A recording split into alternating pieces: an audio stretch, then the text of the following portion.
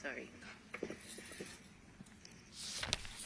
Magandang umaga po sa mga kagalang-galang na senators at miyembro ng Blue Ribbon Committee, lalong-lalo na kay Senator Rodante Marcoleta, Chairman ng Blue Ribbon Committee. Ano to, joint statement ng namin mag-asawa. So I will read partial and then my husband will also read the other half of the sworn statement. So kami si Pacifico F. Discaya II and Cesara Rowena Discaya, mag-asawang nasa tamang edad, parehong Pilipino.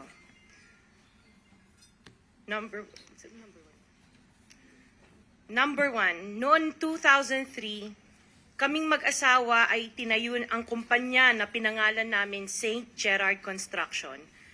Ipinarehistro namin ito sa DTI, nakakuha ng contractor's license at nagsimula na lumahok sa mga pribadong construction projects.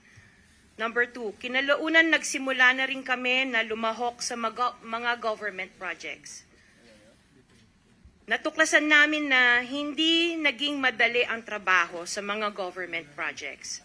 Madalas mahirap ang paniningil ng bayad at matagal bago kami mabayaran ng gobyerno. Number 4, hanggang dumating ang pagkakataon, lumapit sa amin ang isang kaibigan na si Voltaire Claveria at inalok kaming magkaroon ng proyekto sa national level gamit ang aming lisensya.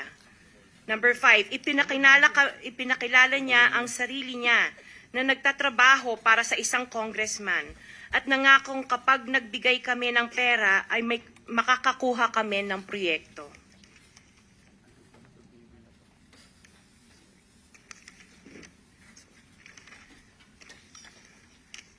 Number 6, dahil wala kaming alam sa kalakaran sa pambansang proyekto sa gobyerno, nagtiwala kami at ibinigay ang lahat ng ipon naming mag-asawa. Sa kasamaang palad, niloko lang niya kami. Naglaho siya, dala ang pera namin mag-asawa. Nagpunta kami sa DPWH para i-report ang nangyari, pero hindi nila ito pinansin. Kahit ganon, hindi kami sumuko. Gusto ko pa rin gawin ng tama ang negosyo, kaya patuloy kaming sumasali sa mga biddings sa gobyerno. Sa kalaunan, ang kumpanya namin ay nanalo sa mga bidding sa mga proyekto sa national government sa pamamagitan ng patas na bidding. Ibinuhos namin ang lahat ng aming pagsisikap para maipakita ang kakayahan ng aming kumpanya na mayroong maayos na paggagawa, di kalidad na resulta at natatapos sa tamang oras. Nagkaroon ng konting tagumpay ang St. Gerard Construction. Kaya minabuti namin mag-asawa na mag-expand at bumuo ng ibang kumpanya tulad ng Alpha and Omega General Contractor and Development Corporation. Interjection, Mr. Chair. What is the interjection? Salamat, Mr. Chair. Kailangan ko lang pong umakyat sa office sandali para sa isang pulong, but hopefully pagbalik ay nandito pa rin sina Mr. and Ms. Discaya dahil meron din po akong mga tanong para sa kanila. Oh yes, so Salamat we'll make po, sure Mr. that they Chair. will be here for your questioning. Mr. Chair, point Yes. of order. Bakit hindi na lang tayo bigyan ng kopya ng sworn affidavit imbis na basahin na lang niya so we can para himayin namin yung kanyang sworn affidavit. We will make sure that all the in order to members will save be time, given a copy, but the chairman is asking them to read it before us for the record. in order to save time, Mr. President, because we have been here since 9 o'clock. We already spent 2 hours and not even one of the senators have asked questions addressed to the resource persons present. I beg the indulgence of the good senator, but it is for the record. This is a sworn statement, at from this statement, kailangan dito sila matanong na mabuti. Proceed. Pakibilisan nyo lang para makatipid tayo ng panahon. Ngunit na nagsimula ang makilala ang St. Gerard Construction, dumating naman ang panibagong pagsubok. Unti-unti nagsilapitan ang mga district engineers at mga regional directors ng DPWH at mga chiefs of staff na mga mambabatas na nag-aalok ng mga proyektong sinasabi nilang pondo na mambabatas. Noong una, sinubukan naming labanan ng mga ito sa pamamagitan ng pagre-report sa DPWH at pagpapadyaryo ng mga tiwaling kawani ng gobyerno, subalit hindi sila natitinag sa mga ito. Sabi nila dapat tanggapin namin ang realidad na dapat kaming magbayad sa mga mambabatas kung gusto po namin magpatuloy na magkaroon ng project sa gobyerno. Kung hindi, binabala nila na matatanggal na sa listahan ang kumpanya namin at hindi na makakakuha ng kahit anong proyekto. Hindi namin ginusto kailanman na mapasama sa ganitong sistema, pero kailangan namin magpatuloy para sa pamilya at mga empleyado namin. Dahil sa aming paglaban sa mga tiwaling bidding, maraming beses naming naranasan na ma-disqualify ng Bids and Awards Committee ng DPWH na hawak ng mga mambabatas na nagpondo sa proyekto. Dahil naiipit na ang aming negosyo, lumulubog na kami sa lumalaking utang ng kumpanya at peligro sa buhay ng aming pamilya. Napilitan kaming makisama sa kalakaran kahit labag sa aming kalooban. Magandang umaga po, Mr. Chair at kagalang-galang na senators at miyembro ng Blue Ribbon Committee, lalong-lalo po kay Senator Rodante Marcoleta. Diretso na. Number 15, 16, paulit-ulit kaming ginamit ng mga nasa pwesto sa sistemang ito. Wala kaming magawa dahil kung hindi kami makikisama, gagawa nila ng problema ang project na na-award sa amin sa pamamagitan ng mutual termination o pagkakaroon ng right-of-way problem na parehong nagdudulot ng hindi matuloy ang implementasyon ng mga proyekto. Matapos naming manalo sa mga bidding, may mga opisyal mula sa DPWS ang lumalapit sa amin para humingi at kumuha ng bahagi niya sa halaga ng proyekto. Ang hinihingi nilang porsyento ay hindi bababa sa 10% at umaabot pa sa 25% na naging kondisyon upang hindi maipit ang implementasyon ng kontrata. Ito ay binibigay namin sa kanila ng cash. Ang bawat transaksyon ay may karampatang voucher at ledger na nagsasaad ng mga araw at kung kailan nila ito natanggap.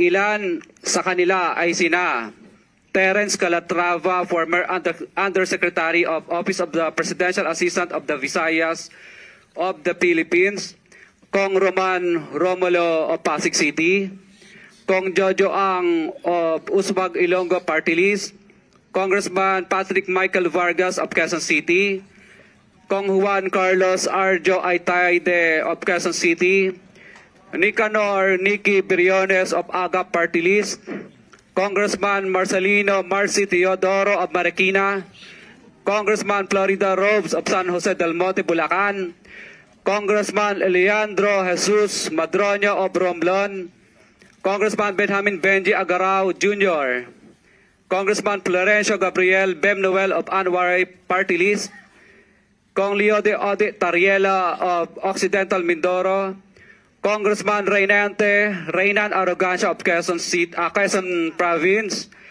Kong Marvin Rillo of Quezon City, Kong Teodoro Haresco of Aklan, Kong Antonieta Yudela of Zamboanga, Sibugay, Kong Dean Asisio of Caloocan, Kong Marivico Pilar of Quezon City. 21. Mayroon ding mga kinatawa ng ilang politiko na nakikipagtakbo sa amin upang manghingi ng porsyento kapalit ng mga porsyento ng mga proyekto. Ang mga porsyentong ito ay 25% ay ipinipilit sa amin bilang karaniwang kalakaran na wala akong kakainang tanggihan. Ilan sa kanila ay sina Regional Director Eduardo Virgilio of DPWH Region 5, Director Ramon Ariola III of Unified Management UPMO, District Engineer Henry Alcantara, DPWS Bulacan 1st, Undersecretary Robert Bernardo, District Engineer Aristotle Ramos of DPWS Metro 1st, Pasig City, District Engineer Manny Bulusan of DPWS North, Manila Deo, District Engineer Edgardo C. Pingol of DPWS Bulacan Subdeo, District Engineer Michael Rosaria of DPWH Quezon 2nd Deo, Karamihan sa mga kawani ng DPWH na nabanggit sa itaas ay paulit-ulit na binabanggit ang delivery ng pera ay para sa kay Saldico na dapat at least 25%. Si Kong Marvin Rillo naman ay ilang beses na binabanggit ang pangalan ni Speaker Martin Romualdez bilang kanyang malapit na kaibigan. 25. Sa tuwing umiinom kami sa Wine Story, sa BGC at sa Shangri-La Mall, sinasabi pa ni Kong Rillo na lahat ng kanyang request para sa pondo ay galing pa mismo sa unprogrammed funds at insertion na inaaprubahan ni Speaker. Ang tao ni Marvin Rillo na si Bogs Magalong ang pumupunta sa amin para kunin ang pera sa aming opisina o sa Wine Story. Si Kong Jojo ang naman lagi ring binabanggit sa lahat ng project sa kanya ay papondo ni Speaker at ni Saldico. Mataas ang hinihingi sa project, dagdag pa niya, hindi naman lahat ng pera ay para sa kanya, kundi para kay Speaker at kay Saldico. Sa lungsod ng Pasig naman, lumapit sa akin ang DPWH project engineer na si Angelita Garucha para kolektahin ang parte ni Kong Roman Romulo sa flood control projects noong 2022. Number 28. Pagdating ng 2025, si District Engineer Aristotle Ramos ang sumunod na nagpakilala na bagman ni Kong Roman Romulo kung saan 30% ang kanyang hiningi ay para kay Kong Roman Romulo. Sinabihan ko kay D.E. Ramos na masyado namang mataas, ngunit sinabi niya na walang magagawa dito dahil pondo ito galing sa unprogrammed funds at insertion galing sa taas. Sa ilang pagkakataon, ang mga politiko na personal na inabutan ng halaga ayon sa hiningin nilang porsyento mula sa proyekto. Ang pagbabayad na ito ay hindi naman kagustuhan kundi isang hakbang na ginawa namin dahil sa matinding panggigipit.